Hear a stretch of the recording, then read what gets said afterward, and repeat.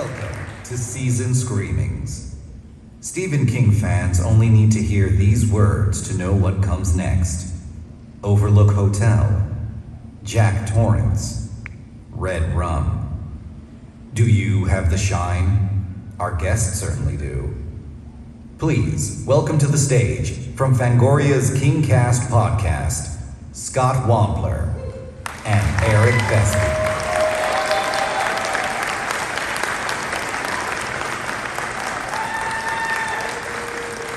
Hello, everybody. Hi, how's it going? I thought you were going into our podcast spiel for a second. Oh, yeah. Hello, and welcome to Season Screamings. My name's Scott Wampler. And I'm Eric Vesey. And we are the hosts of the Kingcast. I was going to wait for an applause break there, but never mind. I don't know how familiar y'all are with the show, but every week we have a different famous person onto our show to talk about the Stephen King book adaptation, movie, miniseries, whatever of their choice.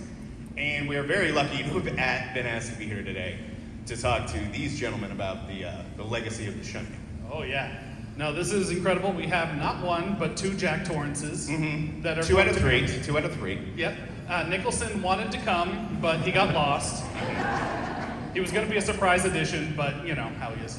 I think there was a basketball game on or something. But yeah, I think we're ready to start bringing some folks out. Do you think that's a good idea? Let's do it. All right, let's take the honors. Yeah, let's start with Mr. Mick Garris.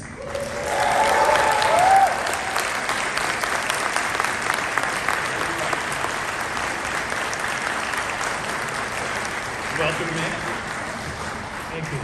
And let's bring out Mick's Jack Torrance, Mr. Stephen Weber.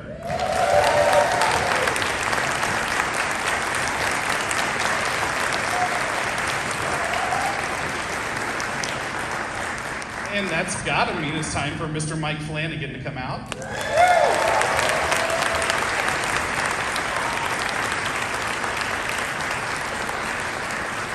And that leaves one more Jack Torrance, Henry Thomas. Please come on stage.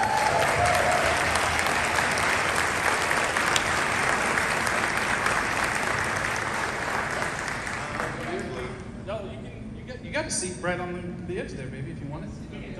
Yeah, no, sit on some laps. Lapping. We're gonna go Indian style. A Henry Thomas lap dance? Oh, no. This isn't awkward. Oh. No. Mike, come on now. That is adorable. Planning. So we're here to talk about some Shining shit, I think. That would make sense for a panel called The Shining Legacy. So we have two very interesting filmmakers and their actors who have dabbled in the waters of Stephen King's The Shining. So I think it might be appropriate to start with everybody's Shining origin story. What was the first time the world of The Shining entered your eyeballs? For me, I read the book when it came out. It was the first Stephen King book I ever read. And I loved it and was passionate about it. I thought it was, if not the best novel I'd ever read, certainly the best horror novel I'd ever read. But I would put it up there with any of the classics, but it was genuinely human and literary and scary as shit. Ditto. I was peripherally a fan of Stephen King. I'd seen Carrie, I think I'd seen Cujo, and so I had not read The Shining. And I saw, Kubrick's Shining, and so that's how it first was implanted in my consciousness. And then had an audition with Mick, Steve, and Rebecca De Mornay, and that's how it first kind of entered my system. And I actually read the book while we shot, which was very helpful. That's it. I saw the Kubrick film when I was way too young to see the Kubrick film. I saw it, I think I was in 5th grade at a friend's house. We weren't supposed to watch it. I was utterly petrified. I read the book after the fact, years after the fact, and remember thinking I knew what I was in for because I knew the movie that well at that point. I read the book, and I was like, this is a completely different story. And then, as an undergrad at Towson University, in my dorm room, I watched Mick's Shining as it aired with my roommates. We made an event out of it. And I said, this is the book.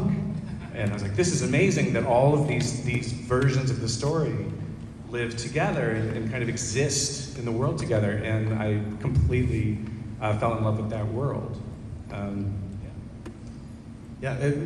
My answer is not as interesting as any of these answers. It's very.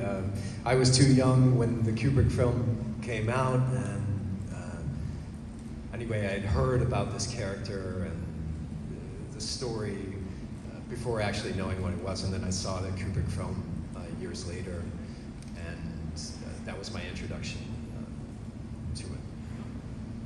That was not as interesting as It wasn't. absolutely right. I wanted to warn everybody ahead of time to let them know. You are honest as the day is long. I only have half a chair, and my answers aren't even worth that. One question I want to ask to sort of also kick this off is that you were all following the footsteps of Stanley Kubrick, who obviously put this enormous stamp on The Shining, just as, for lack of a better term, a property, you know? And that's a huge thing to contend with. First of all, I would like to get a round of applause going for the cast iron balls that it took to do this in both versions of your film. And the real burning question I want to ask is for Henry, because we've had Stephen on our show before, and I asked you if you were intimidated to step into Jack's role. You said, no, I didn't really think about it, which was incredible. First of all, do you still feel that way? I mean, yeah, but you make it sound like I did it like, yeah, Jack, I could outact Jack Nicholson. I just, it hadn't occurred to me, you know. So yes, my answer technically still stands, but it wasn't out of arrogance or No. brashness. No, let me finish. And I have a whole chair, so I'm going to take my full time. But yeah, you know, I didn't know any better. I should have. I guess I should have in some respects. And Henry, you took on the role in Dr. Sleep. How did you feel about it, walking into that? Well, it wasn't something that I thought, oh yeah, that sounds easy. That's a great idea. I'll do it.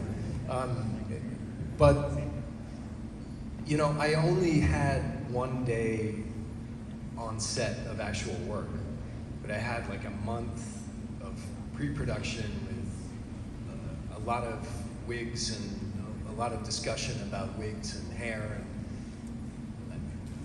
But I think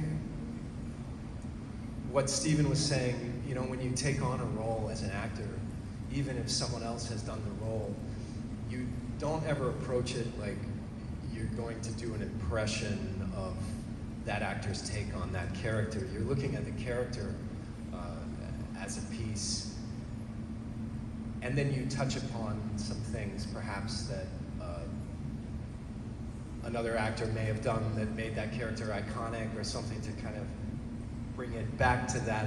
But the point is that you're not going into it thinking, oh, I'm going to play Jack Nicholson playing this character. You're taking on the character and you're being influenced by the world of that character, right? Does that make any sense? Okay. That's a full answer. This time we appreciate it for your half cheek. I used a half cheek and cushion. Now, I'd like to go back to the source material here, and I mean everything starts with the King novel, and both directors, both filmmakers that are up here had a particular challenge with their adaptations. You know, one, Mick, you were going in wanting to do justice to the book, knowing full well that there was a pop culture identifier for the Kubrick version. But you had some help with that. You might have had a Stephen King or two in your back pocket to help with that. And then Mike, you with Dr. Sleep had to kind of marry the two and find a middle ground between the novel and the legacy, at least the cinematic legacy of The Shining. And both are very challenging. And I was wondering if the filmmakers could take a moment to talk about their unique approach when they knew that they had to enter into the world of The Shining. Well, naivete goes a long way. And in the case of The Shining particularly, as Scott was talking about stepping into Kubrick's shoes, that's the last thing we wanted to do. We wanted to completely concentrate on King's book, and King himself wrote the screenplay, which was a big help. But I'd read the book before the Kubrick film came out, and I'd never looked forward to a movie as much in my life as seeing Kubrick and King marrying one another. And when I saw it, a couple of days before it opened at a screening at Warner Brothers, I was so crashingly disappointed because I loved the book so much. And for years, it was hard for me to cast that off until I realized, wait a minute, it's a great Kubrick film, but it's a terrible King adaptation. And the reason being, King is warm and Kubrick is cool. There's a very antiseptic feel in a lot of the original Shining movie. And again, it's a great film, but it's not got the heart and soul of what the book was all about. And I think King was as hurt as he was disappointed by it because it was his most personal work up until that time. But what was great is King wrote our script. We intentionally ignored everything from the Kubrick film. We didn't go back and watch it or anything. But Mike had the real tightrope walking job where he actually brought elements together. And I think it even improves on the book in the film of Dr. Sleep. Wow. Well, I can't agree with you more that naivety goes a very long way at the beginning of a process like this. But I had the benefit of, I wasn't the first person to sprint through that minefield. Mick was. Mick had already run through it and lived to tell the tale. So there was comfort in that. One of the things, you talk about the difference between King and Kubrick. As a constant reader and a lifelong King fan, I was very aware of how King felt about Kubrick's film. And there was a desire as a fan of the novel to see it done properly, and that we got from you guys. When I got to the table with Dr. Sleep, I had seen The Shining told twice, and I had seen it told two very different ways. The principal thing was that in the novel and in your film, and in your performance, Jack Torrance is a tragic character. He's a man who loves his family and is terrified of what he'll do to them. It comes from King's anxiety as an alcoholic, of what he could have done to his family if he didn't get it under control. The love being the engine of the character is something that you portrayed gorgeously, and you harnessed for your adaptation. That was what I wanted to carry through into Dr. Sleep. It's in the book too with Dr. Sleep. That legacy of Jack is very present on the page. The visual language of it, because I saw Kubrick's film so young, when I read Dr. Sleep and got to chapters about the Overlook, that was the language that I was the most familiar with. That and the Stanley Hotel. And so my pitch was really, okay, how do we reclaim this a little bit? How do we get the love back into the story? How do we get the heart into it? That you guys had harnessed so beautifully, and use the visual language of Stanley Kubrick's film. I thought that could be really awesome. We knew we were going to be committing one of the cardinal sins that you can do with a King adaptation, which was radically changing the ending. One of the things he was so angry with Kubrick about. But my hope was that, especially seeing what you guys pulled off with Jack in the boiler, that we could just take the ending from The Shining that Kubrick denied him, take a page out of your book, and hand that to Danny. Let him step into his dad's footsteps and into the Jack that you created. That was a really tough pitch. You know, it just took me way too long to say it to you guys, and I had to say it to a studio executive. And then I had to say it to King, who initially, understandably, was very much like, no, I don't want to go back into the Kubrick world. You know, Mick and I fixed that. But, you know, we kind of tried to thread the needle, and I had this feeling my whole life that when it came to my admiration for Stephen King and Kubrick, that Mommy and Daddy were fighting. And this was my parent trap.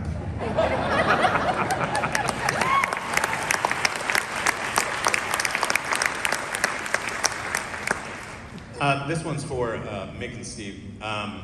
You shot your version of The Shining in Estes Park at the Stanley Hotel, an infamously haunted location. I'm wondering if either one of you encountered anything otherworldly while you were spending time on that set. I know that Steve did, but the only thing that happened to me was when I was scouting. We spent the night. First, they didn't want us to shoot in Colorado. They didn't want us to shoot at the Estes Park, in Estes Park. And Warner Brothers executives and I and the producer went there on our way to Canada, where they were insisting we were doing it. And once we stopped there and went and saw the place and scouted it, I just said, see, do we really have to go on to Canada from here? And they made a call back to the head office, and okay, we're done. But that night, I went to bed, and just for some reason, at exactly midnight, I woke up. And that's as scary as it gets. No ghosts for me other than a clock.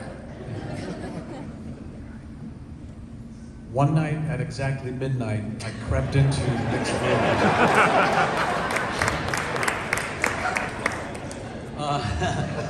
I mean, Oh, shit. That's right. Sorry. Welcome to reality. Damn, another dream dash. That's right. Yeah, I mean, I can't say that I had anything real happen. I've been waiting all my life for something like that. I think I've had brushes with that kind of paranormal thing. I've been drunk when I thought I had. I'm not even kidding. But that, you know, the Stanley Hotel is configured in such a way that even if you didn't know that it had a history, that you didn't know that it figured in King's creation of the book, story, and all that stuff, if you look at it, it's not malevolent, but it has a lot of little crannies and hallways and weird angles that kind of give you the creeps. And I was originally housed a couple miles away from the hotel, back in the days where they really kind of, spoiled their actors and everything. Yeah, you gonna say something? But it was very lonely, very isolated. So I decided, well, I just want to move back to the hotel. And you lived to regret it. I did. Did I? And I took a room, again, that was on the face of it very nice, quaint. It had a little sitting room. It had a bedroom. And I spent one night there because I could not get out of my mind the idea that I'm going to wake up in the middle of the night and look through into the den, or this is the foyer sitting room, to see some guy in a celluloid collar just sitting there kind of saying yes or something with a little mustache. I had no idea, like the guy in the front row. Like, it's you, I would have seen you! And I just got creeped out by, again, the configuration, the energy in the place. There were stories going around that some of the crew had, Henry's looking at me like insane.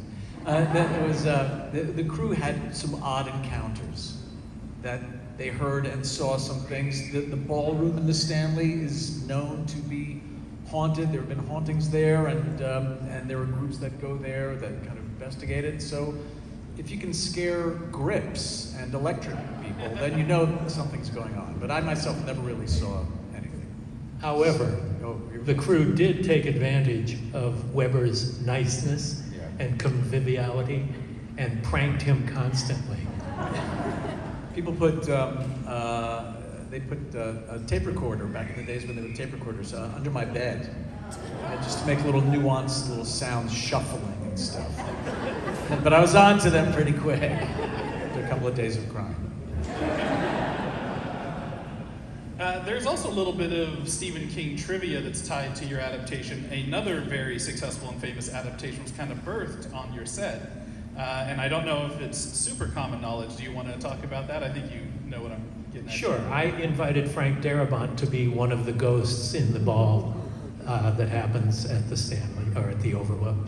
And what I didn't realize that he was coming to pitch himself to do the Green Mile with Stephen King, because King was on the set almost all the time. He stayed at the hotel part of the time and was there during the production. So Frank came out, shaved off his beard for the first time in 25 years, said he looked like the head of a penis. And then he talked to King about the Green Mile, which was being written while we were shooting the miniseries. And King was giving me chapter after chapter as he was writing them. So I got to read the Green Mile before anybody else did, which was an amazing experience. But yeah, Frank, oh no, was it Shawshank or was it Green Mile? It was Green Mile, yeah. Yeah, it was Green Mile that he was pitching. So we were there a long time, I guess. It was started being published while we were still shooting. Yeah, because that's the one that he released serialized, so it was like through multiple parts. And I remember Darabont said that he's like, I don't even need to know the ending, I want to do this. And what a great adaptation. Yeah, it's a wonderful movie. I think we should dig into the psychology of Jack Torrance a little bit, because this is all about the Shining legacy, and Jack Torrance really is the anchor for the book, and for every adaptation, whether you think it fails or succeeds, it's almost always on the shoulders of the person playing Jack Torrance. So it's such a meaty character. We know that it's very autobiographical, and there's a lot of Stephen King in there, so I'm curious to hear from the directors and the actors who portrayed Jack, like what was it about Jack Torrance that was so fascinating, and what was the meat there for you guys as storytellers? Well, guilt as a father, I think, was one of the driving forces that we were going after. You know, Jack Torrance is a dad who, in a drunken rage, breaks the arm of his poor son, and that has to have an effect on you. And Weber, of course, is a parent himself.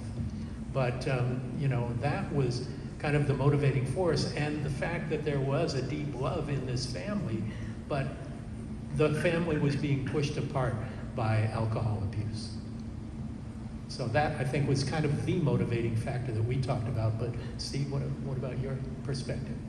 I mean, I wasn't a parent then, but I guess, you know, the issues having to do with alcoholism, which I realized was the basis, at least for me, his character, was something that I could connect to, because there's a strain of that in my family. There's a strain of vulnerability and kind of thwarted ambition, and you know, and the thing about the script was that it contained all of that. Superficially, it's about certain monsters and certain visuals, but all you have to do is scratch the surface to see that this particular guy was, you know, in trouble. He had a lot of issues having to do with guilt and probably shame, you know, and self-loathing and all that stuff that, not making a joke, I came to understand years after we shot it, you know, and I say this all the time, that if I could go back and redo certain aspects, it wouldn't be, technically speaking, it would be aspects of my performance, because I now have a greater understanding, having lived a whole bunch of life since then, the understanding the nuances of those elements that I listed. Yeah, and as Henry was saying, you know, it's not, you're not playing Jack Nicholson and you're not playing a monster, you're playing a person who's been affected by their own past and by the circumstances that they find themselves in, and that's kind of easy to do when you have a story to work from. You know, the book is, it's all there. Every answer to any question you'd want, maybe, you know, as a director, as a writer, as a performer, as an artist, is right there in that book. It was so great having King around, because you could ask him questions, or you can have the book right there and find the find out what to do. And then, of course, how it's executed has to do with the directors, who are the conductors, who kind of, lead the instruments that use a tortured analogy through, That's all I have to say. We were kind of coming into it at a very different place because, Jack Torrance had already been fully realized when we got there. It's, the Kubrick's Jack was done. King's Jack, Steven Weber had just done beautifully. For us, our story's about Dan, and so Jack Torrance is an event that's already occurred. He's a shadow. He's a ghost. He's the elephant in the room that has shaped Dan, but Danny doesn't know how. It all happened when he was so young. He's growing into a knowledge of his father, and the only way he can do that and really see him is to look at his own alcoholism, and to look at his own resentment, and to look at his own anger, and to try to put himself in his dad's shoes. And so when we finally get to Jack in our movie, when Henry takes the stage, this has just been a specter in Dan's life. We had the benefit of meeting Jack Torrance after he'd been digested by the Overlook. And one of the things both the book and Kubrick's film and Mick's film showed us was that when someone is digested by the hotel, they don't come back as themselves. Delbert Grady doesn't come back as the caretaker. He's part of the help. They come back as bartenders. They come back, carrying trays through the halls as though they've always just worked there. And so our first conversations about Jack were like, this is what's left of Jack after the heart and the meat and soul of the man were digested. This is the skeleton that remains through the lens of the Overlook Hotel. And Henry said something very early on, which he said, it's my job to play Lloyd. That it's Jack is something we'll come to as we go. Yeah, well, that was the idea. The idea was that the house was kind of panicking and desperately reaching out to try to get Danny and pull him in by throwing up whatever it could, and Jack Torrance is familiar, and so he throws him up, but he's Lloyd. So for me, and Mike was brilliant with this and helped me out a lot, because I was too obvious, I think, when I first came in, like I was saying, because look, he had given me a month to look at this one scene, and my brain just like overanalyzed it, I think. And so I had definite moments where I was reading it and saying, oh, I'm Jack here, I'm Lloyd here, and I'm Delbert here, and I'm gonna go back between these guys. And I had distinct voices for all of them. And I thought, man, I really nailed this scene. Between myself and the mirror, I was pretty awesome. And then I got to set, and Mike was like, oh, we're gonna dial that back a little bit. We're gonna pull that back a little bit, which was great. But the point was that, again, like I was never really playing Jack. I was playing the house's version of Jack. I was playing the house's version of Delbert Grady and the house's version of Lloyd as Jack. So it's a bit of an identity crisis, but I'm glad Mike was able to cut it together, and that everyone seemed to, on the surface, enjoy it a little bit. It was great. They say bad things behind my back, but to my face, they're very kind. I think one of the most impressive things about Dr. Sleep is how quickly, as an audience member, you just accept that there are characters that are back from Kubrick's version of The Shining that are not played by the same actors. They're not really played by lookalikes. It's not CGI or anything like that, and you just go with it. Like, very quickly, I'm wondering, Mike, if there was any pressure when you were making Dr. Sleep to go that CGI route. That's not an uncommon thing these days. There absolutely was pressure to do that, and we felt very strongly that that was the wrong move from the beginning. I thought it would turn it into a video game. I also felt like, to your point earlier, I didn't want to see other actors that were familiar. I wanted to see these characters, and we were cheating a little in that because we were pulling a lot of visual language from the Kubrick film, banking on that recognizability. But I wanted to see Wendy Torrance. I didn't want to see Shelley Duvall. It was very important to us that the actors be able to come in and to Stephen's point, not have to worry about or think about who else played it or when. That just the character was the priority. Honor the character, especially, when we would talk about how the characters had been represented and in some cases misrepresented. The Wendy Torrance of Kubrick's film and Rebecca's Wendy are very, very profoundly different characters. Your Jacks couldn't be more different in marvelous ways, We wanted to tap into what made the characters so great. The idea, once we opened that can of worms of trying to kind of create these digital avatars, it felt wrong, and it felt disrespectful not only to the characters but to the actors. So yeah, there was a lot of pressure early on because the technology is attractive, and people get very excited about what can be done. That doesn't mean it should be done, and in our case, we felt strongly it shouldn't. And I feel very good about that decision.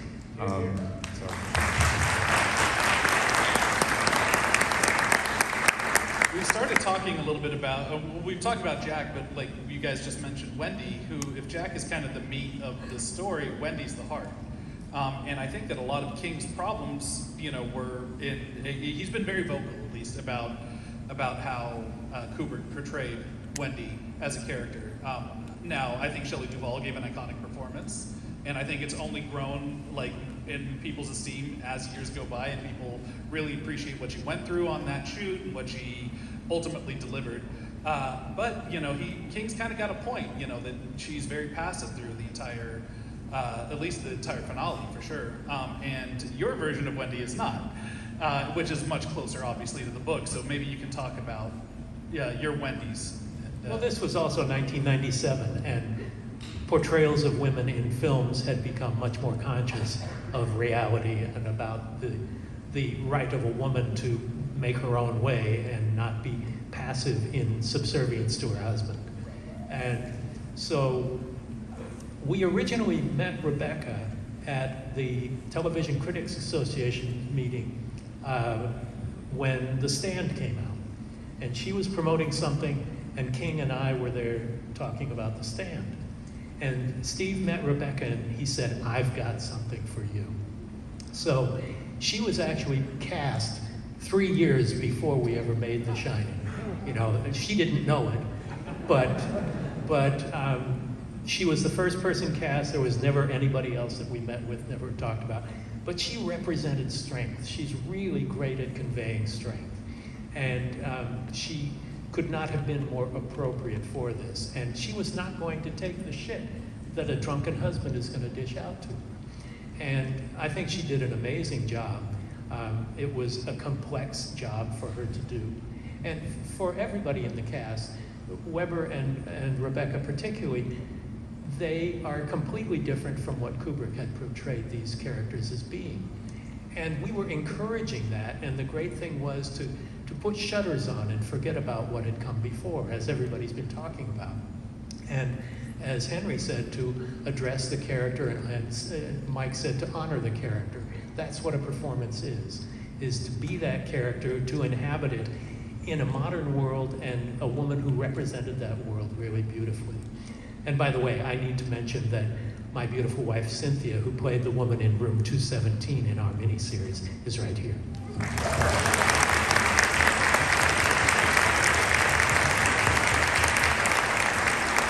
Just had to work that in. Marriage saved. 40-year marriage saved.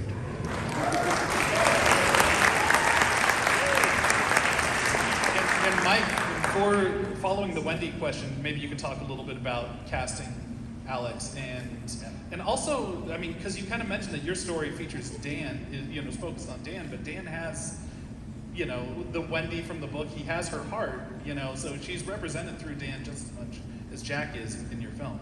So maybe you could speak a little bit on that. Alex Esso, who I had seen in Starry Eyes, I think the year before we were casting her. She gave an incredible performance. And so I had kind of made a note of her as someone to keep an eye on anyway. It's just a terrific actor. We didn't know how to go about casting because Warner's was very, very determined to keep as much about Dr. Sleep secret as possible. So we didn't tell anyone when we went out on Breakdown that we were casting for Wendy Torrance. There was a lot of question and speculation about whether any of those characters are going to appear in the film, and we didn't want to answer it yet.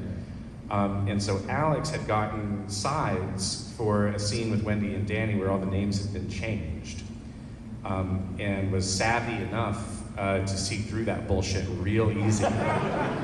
And sent in a tape. Alex is a student of horror cinema, and I think a professor of horror cinema at this point. She's remarkable. And so she managed to demonstrate in a 2-minute self-tape that she understood Wendy Torrance, the character from the book, and she understood and knew Shelley Duvall's performance so well that she could tip her hat toward it at little moments in the performance, just enough to remind you. Can I tell you real quick what the point of the movie that I knew that was in the right hands was when you have the conversation between Danny and Halloran, right? And then she catches up to it and she calls to him, and she runs across the street and she does the Shelley Duvall Flappy run, and I'm just like, all right, we're in good hands with this one. But what I was amazed by was that she set the tone of saying, I want to kind of try to pull these two disparate elements together without doing an impression. And she taught us how to approach the characters. She was the first of those legacy characters to be cast. I remember after that, we found Carl Lumley to play Dick Halloran, who's magnificent.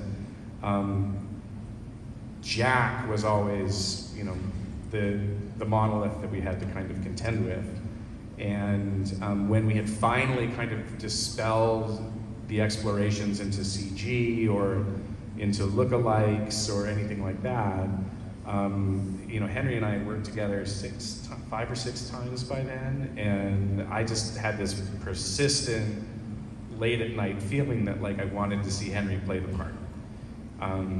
And I remember I called him from the Warner Brothers lot where I was prepping. And we have these calls before a lot of projects where it's like, oh, this is what I have for you, or what I think would be great for you, because we said when we did Ouija that I was like, I want to work with you every time since then, and we have. But usually I have to call up and say, do you want to come do this weird thing? And with Dr. Sleep, I was like, there are 2 parts I think you'd be magnificent for. One is Billy, who's Dan's kind of sponsor and best friend, and it's a part you'd be able to play with, with your arms tied behind you. You know this part very well. You could do it in your sleep. Or, if you're feeling crazy. This is how he gets me. You can work for a day. Yeah, I was like, I've got something else, but dude, they will be scrutinizing you like you wouldn't believe. It's only one day, and the pressure of it is going to be overwhelming. But I'll be right there with you, so if you want to come play Jack Torrance, I've got that too. And here's the scene. And he said, let me think about it for a day, which was the right thing to do. And I heard from you, I think a day or 2 later, that, yeah. Yeah, but it's sort of like, well, you probably don't want to do this, but I don't even really want to tell you about it. Like, really, Mike? What is it? And then he said, well, yeah, you know, we'll kind of be painting big targets on our forehead. I don't know if we want to do that. I said, no, yeah, let me see the scene. And then, you know, of course, that's the role you want to play, you know. It's too good to pass up. And then we shaved his head. And he got mad. Not mad. But yeah, it was like now that we're in it, it was like, all right, now we're gonna have to radically alter your appearance, and you can't tell anyone what you're doing, and show up for one day. And, it was a lot of work for one day of work. It's the most work I've done for one day of work in my career.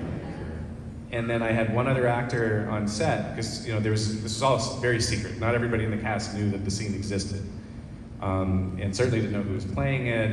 And I had one actor on the set, Alex Esso, who's playing Wendy Torrance, who was like, all right, who's playing Jack? Who's playing Jack? Who's playing Jack? I said, well, you're Wendy, so you have a right to kind of be ringside for all of this. And she said, I want to come watch and monitor. And I had the distinct pleasure of being able to introduce Henry and Alex, Jack and Wendy, on the set in the Overlook Hotel, rebuilt Overlook. And that's history too. So yeah. That's history too.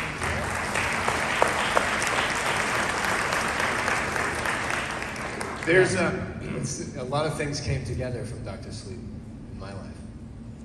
It's thanks to this guy. Yeah.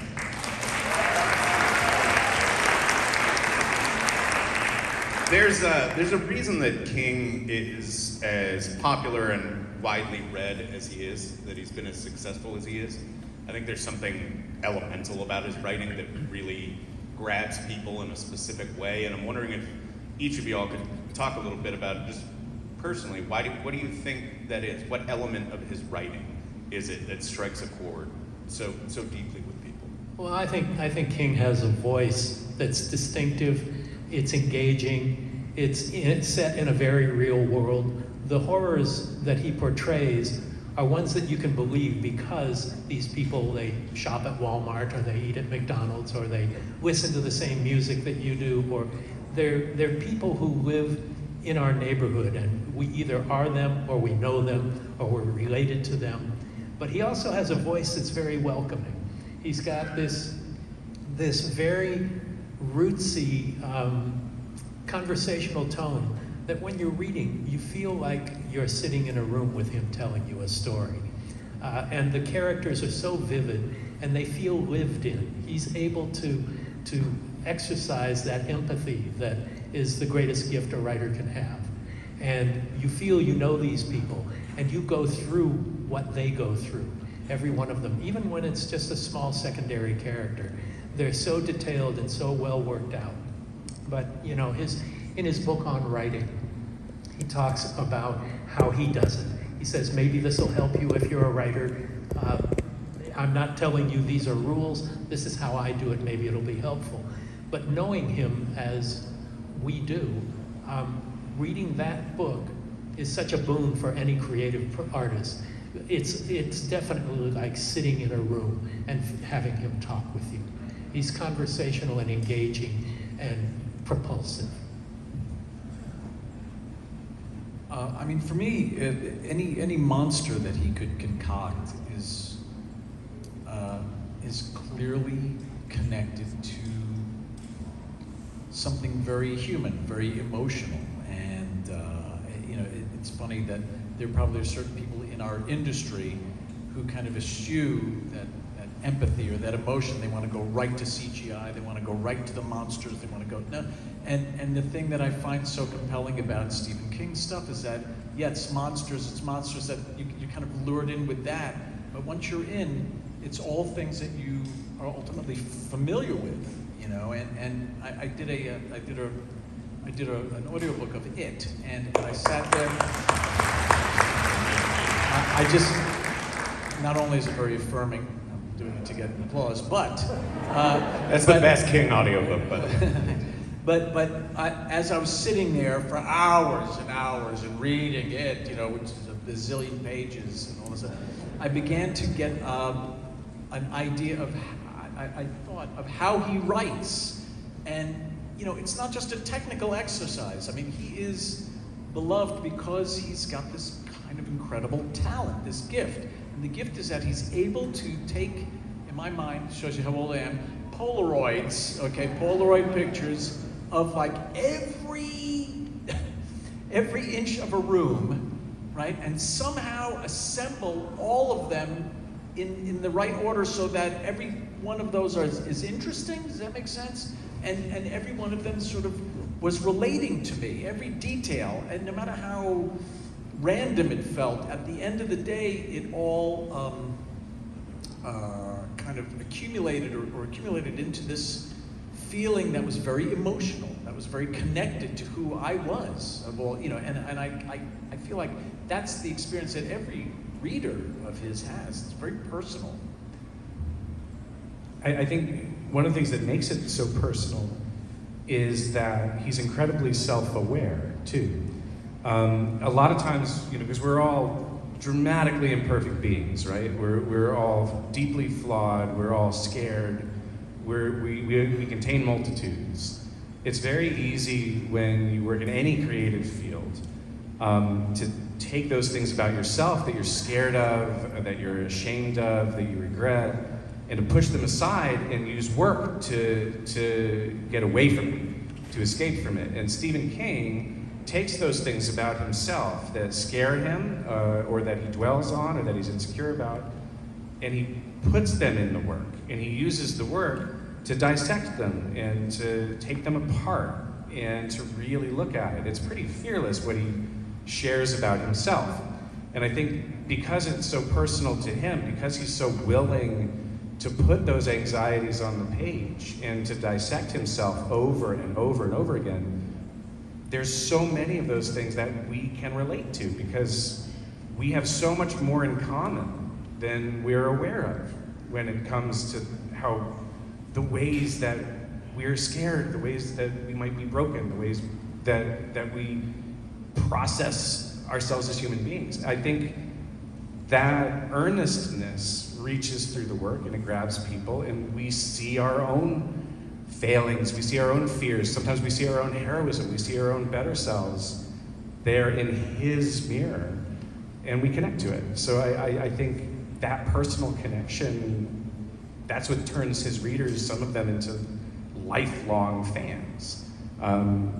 Because even if it's not, you know, the most commercially successful book, or even if it's not the biggest, scariest story that he's told, it's another slice of his soul that you're experiencing, and it, odds are, will give you another look at you. So I think that personal connection, he creates it in a way a lot of authors don't, because I think a lot of authors are too scared to really put themselves into their work. The work is an escape, but for him it's therapy. A great artist is a brave artist and willing to stand emotionally naked in front of his audience, and he does that better than anybody.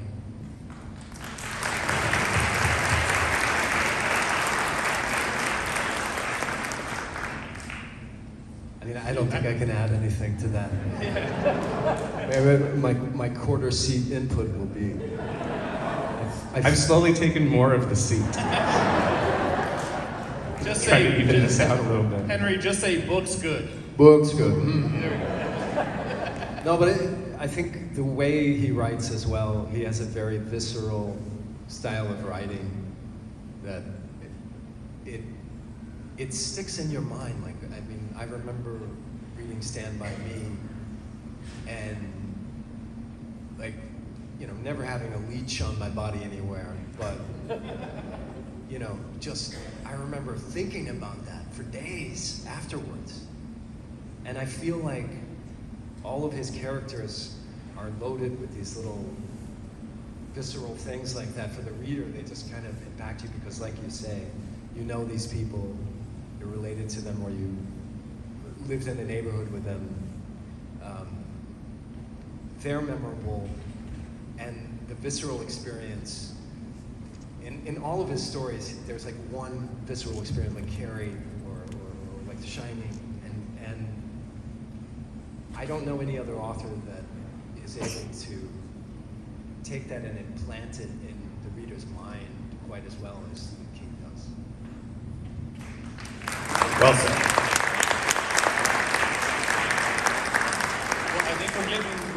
flew, or the panel's just about over, I think, already. This is hour went by super fast. I just wanted to thank our panelists. You know, obviously,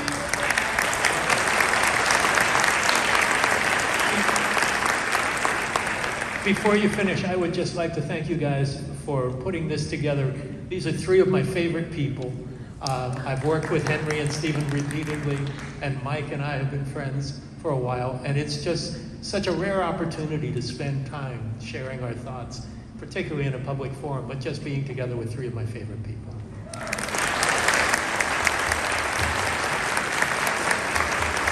so loved it. I love it.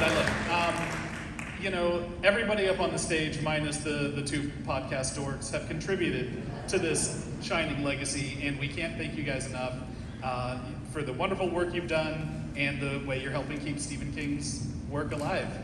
So, Thank you.